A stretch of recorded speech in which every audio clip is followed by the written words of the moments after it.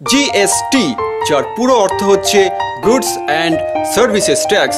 এক দেশ এক কর। 1 জুলাই থেকে সারা ভারতবর্ষে এই জিএসটি চালু হয়েছে। চলুন শুরু করা যাক।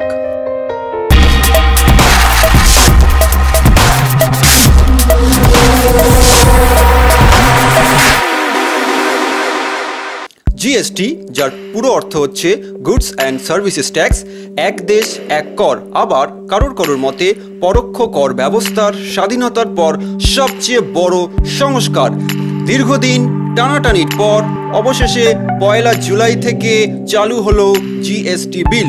2016 সালের 8ই সেপ্টেম্বর সংবিধানের 101তম সংশোধন, 15ই সেপ্টেম্বর জিএসটি কাউন্সিলের বিজ্ঞপ্তি জারি হওয়ার সঙ্গে সঙ্গে পণ্য পরিষেবা কর জিএসটি প্রণয়নের পথ সুগম হয়। তো এবার আমরা দেখে নেব টাইপস অফ জিএসটি। ক ধরনের জিএসটি আছে। এক, জিএসটি 3 ভাগে বিভক্ত করা হয়েছে।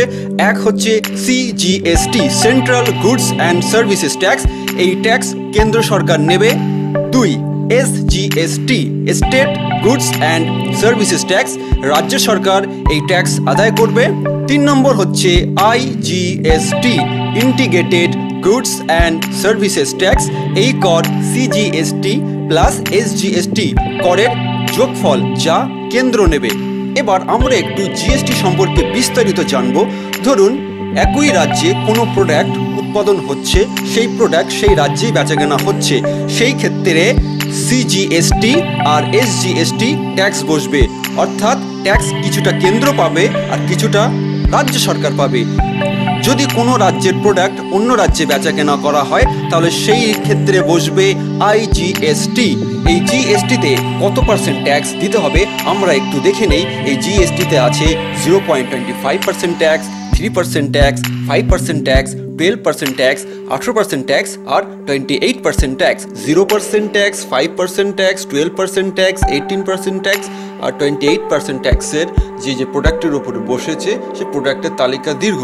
এই ভিডিওর মধ্যে সবটা বলে বোঝানো সম্ভব নয়। তো আমরা যতটুকু পারি আপনাদের জন্য সঠিক ইনফরমেশন দেওয়ার চেষ্টা করেছি আমাদের চ্যানেলের মাধ্যমে। আশা করছি আমরা সঠিক ইনফরমেশন দেওয়ার চেষ্টা করেছি আপনাদেরকে।